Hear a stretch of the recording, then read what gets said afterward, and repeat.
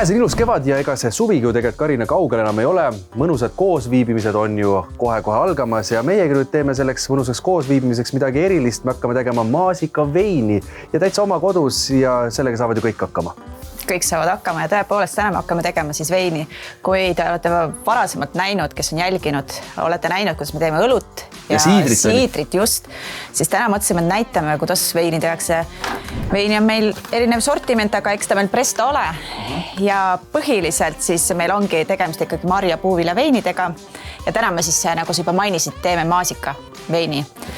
Millest alustame? Pakk lahti ja mis siin sees on meil? Alustame sellest jah, et pakk lahti ja sisu võib ehmatada need, kes on teinud varem õlut või siidrit, et siin on ikkagi vahendeid rohkem, et võib-olla tasubki mainida ära siin kohal seda, et veini tegemine võtab pisut rohkem aega ja veini tegemisel on võib-olla natuke rohkem etappe ja läheb ka rohkem kokkuvõttes suhkurt, aga see on ka kõik seda väärt. Aga midagi üle mõistuse keerulist ei ole, et kõik on olemas, et täpselt nii nagu on seal pakis ja olemas, need tuleb ära kasutada ja no that's it, nii lihtne ongi.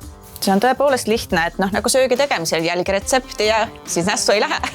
Ja mis see esimene asi on siis? Esimene asi on meil siin tegelikult see sama pakend, kus on siis meil kuivatatud marjad, et need on päris ehtsad marjad.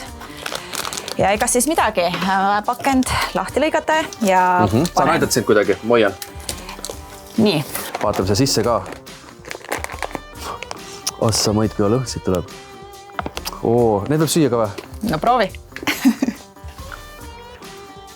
Täitsa maasikad. Täitsa maasikad. Meenutab kuivatud õunad. Täpselt, ma võtan veel, ega vist puudu ei jää, ma arvan. Ja nüüd need päris ehtsad maasikad siia suka sisse. Suka sisse. Mis me siia suka sisse nad peame panema?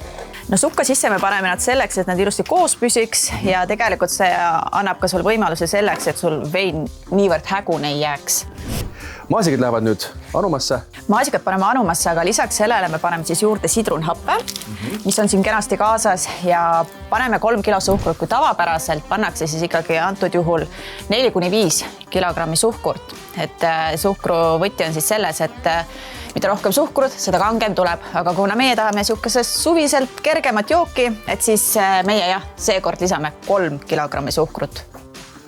Kui room, nagu marja tee oleks. Ja petab ära. Petab ära küll teemast. Aga siia panime nüüd siis umbes 10 liitrit tulikuuma vett ja nüüd edasi? Edasi me timmime selle temperatuuri siis õigeks. Õigel hetkel lisame pärmi. Juhend on meil olemas kodulehel, tuleb ka veini pakendi ostuga kaasa. Et ega midagi keerulist ei ole, lõppkokkuvõttes on gaas peale ja mulksuma. Ja kauaks teeb mulksuma? Jätame ta sinna, ma arvan, 3 nädalaks ikka. Ja kui 3 nädalat on seda mulksumist ära olnud, siis on aeg pudeleid välja otsida, hakatakse villima. Hakkame villima, jah. Et võib-olla siin kohal jutu alguses me rääkisime, teeme veini, aga meie teeme seda veini vimkaga. Et kui tavapärast me peame lisama veinile mingil 3 nädala möödudes stopperi, et ta edasi ei kääriks, siis meie tahame mulli sisse saada, see tähendab stopperit ei tohi lisada. Vimka tekib meil nagu õlle ja siidri puhul. Me lisame iga pudeli põhja natuke suhkrut, vastavalt siis mõõtelusikale ja pudeli suurusele. Siis läheb kork peale, traat peale ja seisma. Kork peale, traat peale, kõik vahendid on meile olemas kodulehel ja siis ongi pudelisse seisma ja mõne aja pärast saame juba nautida. Karina veinidega on veel pooleli, aga Obipruuli ja Meelis tahab rääkida ka õlledest ja siidritest ja need ei ole ka kadunud proositist. Täpselt nii, et ärge unustage õlletegu. Jaanid on tulemas ja mis saab olla jällegi parem kui selline mõnus värske gaasiline külmmärjuke. Nii, mis sa pakud? Hakkasin mõtlema, et mis ma siis siin nüüd suveks teen. Suvel on soojad ilmad, ikka pigem selline hea janukustutaja. Valituks osutus mul tänaseks selline trautõlu. Ka siit ma olen saanud nagu klientide pealt päris palju nagu tagasisidet, et neile see nagu maitseb. Ja siis ma mõtlesingi, et ma proovin ise ära, sest ma ei ole veel seda varem teinud. Nii et järgmine kord tulete, siis ma saan juba öelda, kuidas oli.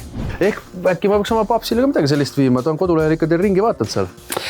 Ja mulle tegelikult, mis selle proosit.eu kodulehe puhul meeldibki, ongi see, et seal on mõnusalt välja toodud, seal on kirjeldused juures, seal on lisainfo juures, kui kange sa saad, mis värvi, mis maitse nüansid seal on, et selles mõttes on nagu mõnus ja kindel valida. Nii ja Facebookis on meil käimas ka üks loosimäng, mis on siis eriti magus auhind isetegijale. Et mida tähendab magus, ongi see, et meil lähevad loosi kõik siidri, õlle ja veini valmistamise komplektid ja nagu öeldakse, asi on maitses, võitja saab valida omale meelepärase maitse.